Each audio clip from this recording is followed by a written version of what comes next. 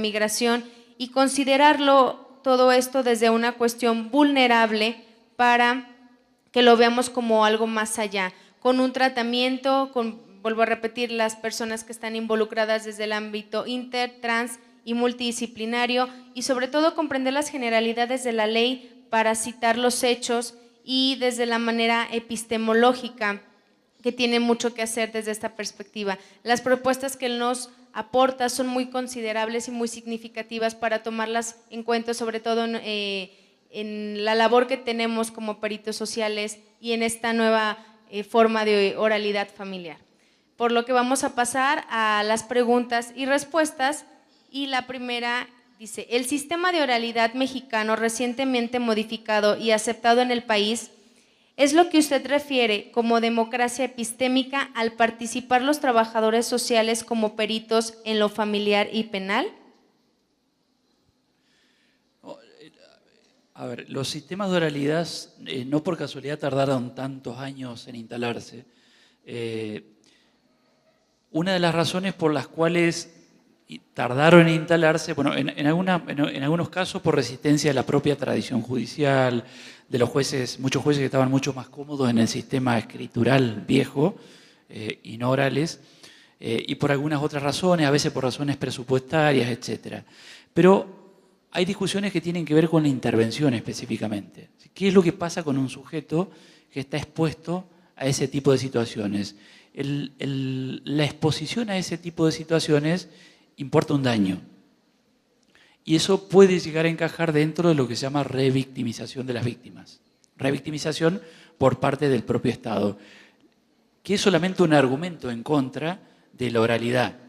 No quiere decir por esto que la oralidad no sea conveniente.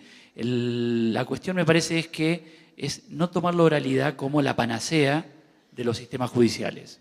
Porque la oralidad tiene mucho que ver en lo penal particularmente, con un principio que se llama el de la contradictoriedad, o la existencia de una cosa que se llama juicio justo, que es la idea de que si a mí me acusan de un delito, no puede venir alguien que está en el cargo de juez y decir, listo, porque eso es medieval, es inquisitorial, diríamos. La Inquisición, ¿qué hacía? No probaba, y sí ponía en público, por sobre todas cosas, las torturas. ¿Sí?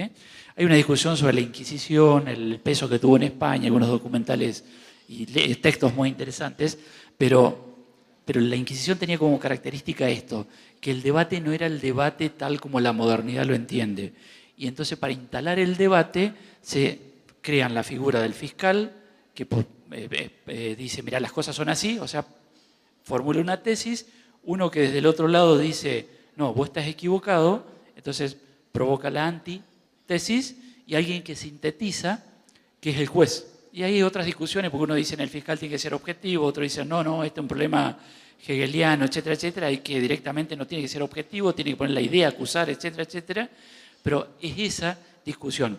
Esas tres patas ya estaban en muchos de los sistemas que no eran orales. Después, cuando se pasa a la oralidad, se considera que la oralidad pule esto.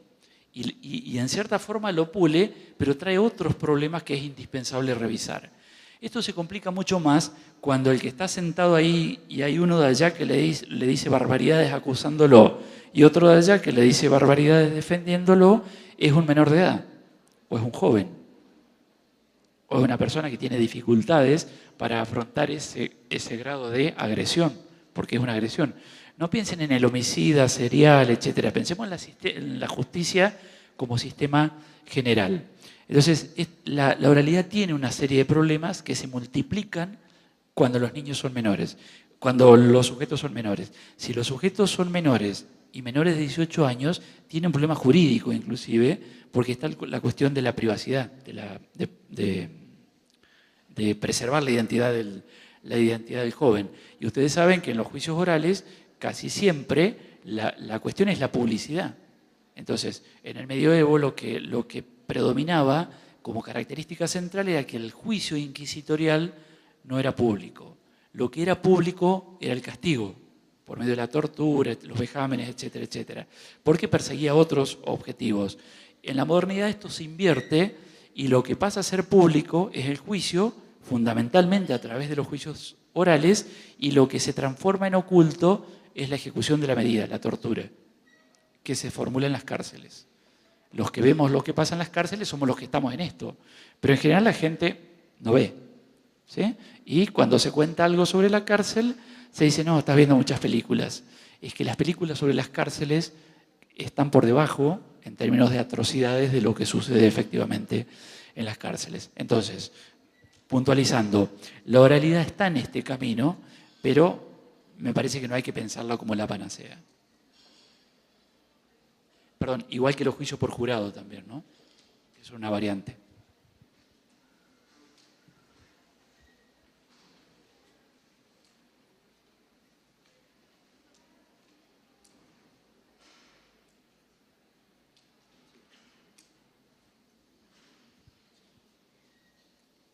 Voy a hacer una pregunta más. Las que me acaban de referir, el doctor se las va a hacer llegar por algún correo electrónico para que las personas que las hicieron llegar nos puedan anotar su correo y dar paso a la siguiente conferencia.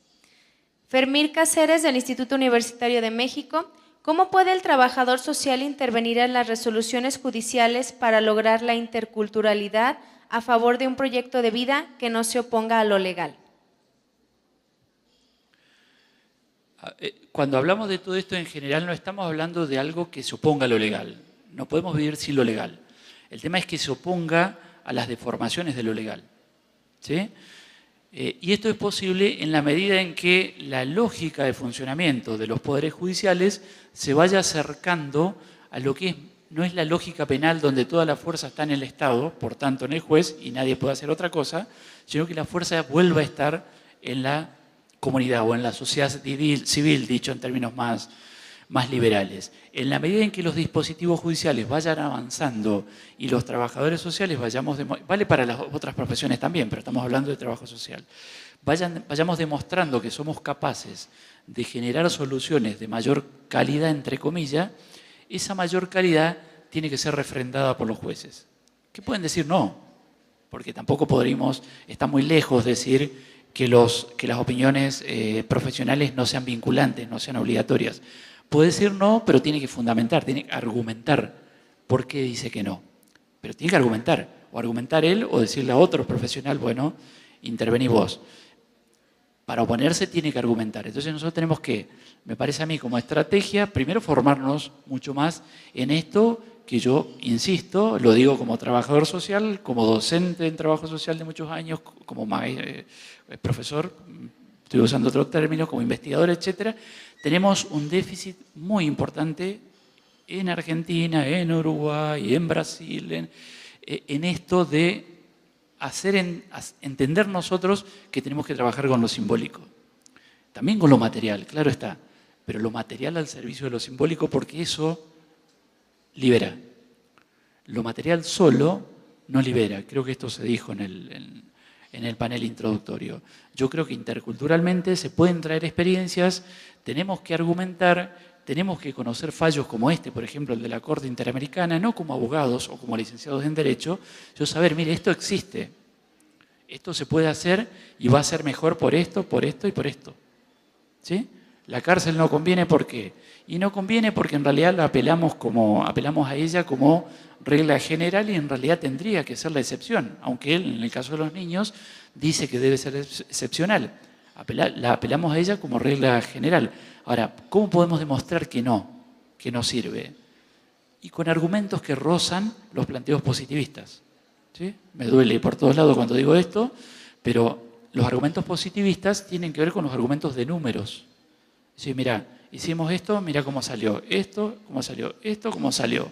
Este que fue a la cárcel, ¿sabe cuánto costó? Este que no fue a la cárcel, ¿sabe cuánto costó? Porque ese es el estado en el que estamos. Por eso alguno de los textos tiene que ver jóvenes en conflicto con la ley penal bajo la lógica del mercado.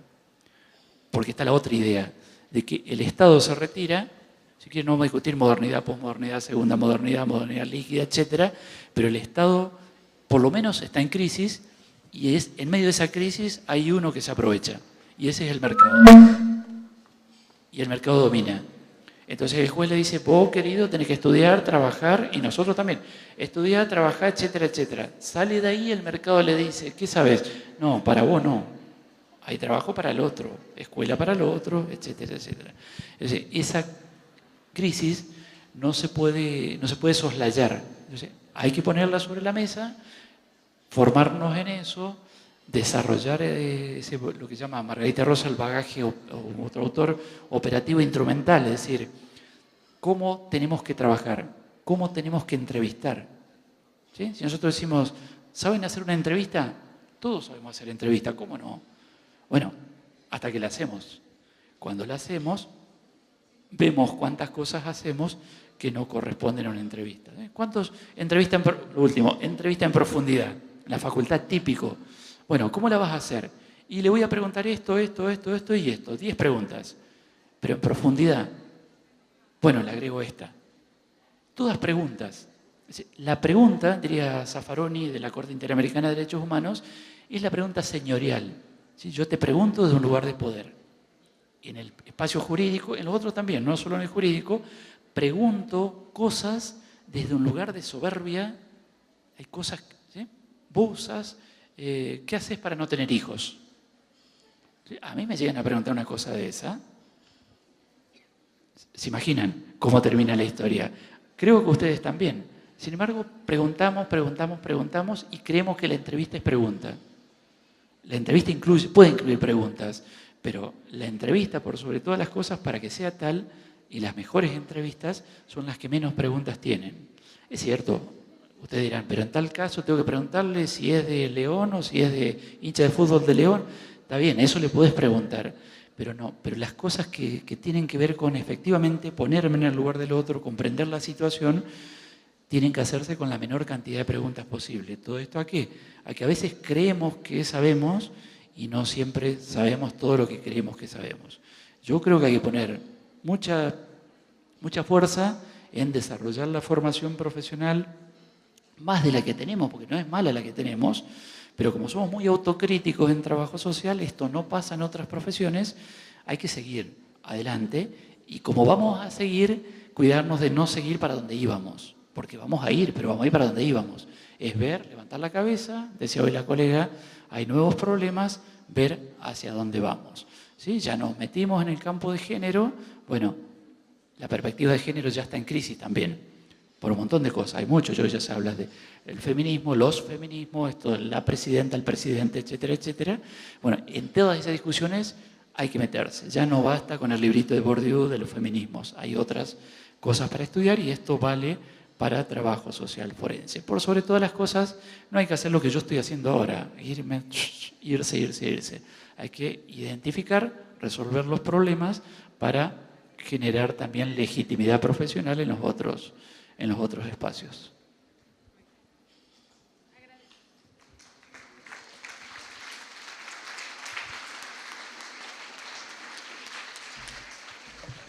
Bueno, agradecemos la participación, una conferencia bastante enriquecedora del doctor Osvaldo Agustín Marcón.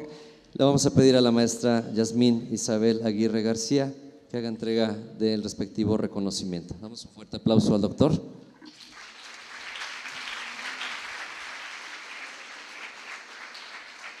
La Red Nacional de Instituciones de Educación Superior en Trabajo Social y el Instituto Tepeyac de León otorgan el presente constancia al doctor Osvaldo Agustín Marcón por participar en el 20º Encuentro Nacional y 10º Internacional de Investigación de Trabajo Social como conferenciante en su disertación La accesibilidad epistémica a la justicia como expresión de inclusión social, aportes desde el trabajo social forense.